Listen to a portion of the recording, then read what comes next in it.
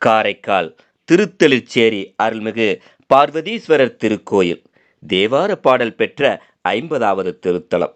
பார்வதி தேவி காத்யாயன முனிவரின் மகளாக பிறந்து சிவபெருமானை வழிபட்டு அவரையே மணந்து இறைவனை அடைந்த தலமே இத்திருத்தெளிச்சேரி.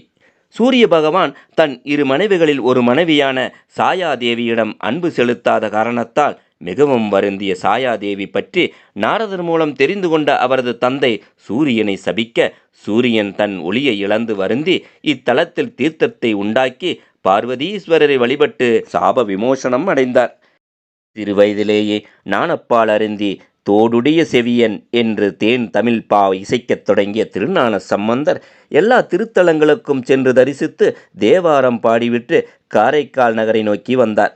அங்கு சிவபெருமானால் அம்மையே என்று அழைக்கப்பட்ட பெருமைக்குரிய காரைக்கால் அம்மையார் பிறந்த புனித பூமியினை கால்களால் மிதிக்கக்கூடாது என அஞ்சி மண்ணை தொட்டு வணங்கிவிட்டு நகரின் வடப்புறம் உள்ள திருத்தெளிச்சேரியிலே நின்றுவிட்டார்.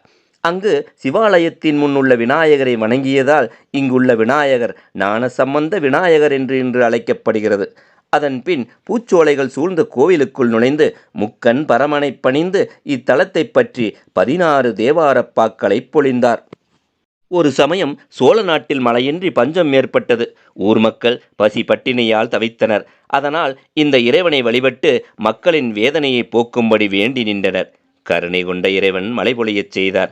பின் இறைவனை உழவன் வேடங்கொண்டு விதை தெளித்தார். இதனால்தான் இத்தலம் திருத்தெளிச்சேரி என அழைக்கப்படுகிறது. ஒவ்வொரு ஆண்டும் ஆனி மாதம் விதைத்தெளி உற்சவம் இங்கு சிறப்பாக நடைபெறும்.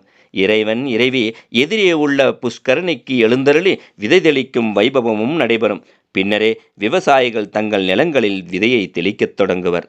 நாமும் வணங்கி மகிழ்வோம் பார்வதீஸ்வரரை. திருச்சிற்றம்பலம். ஓம் நம சிவாய. ஓம் நம சிவாய.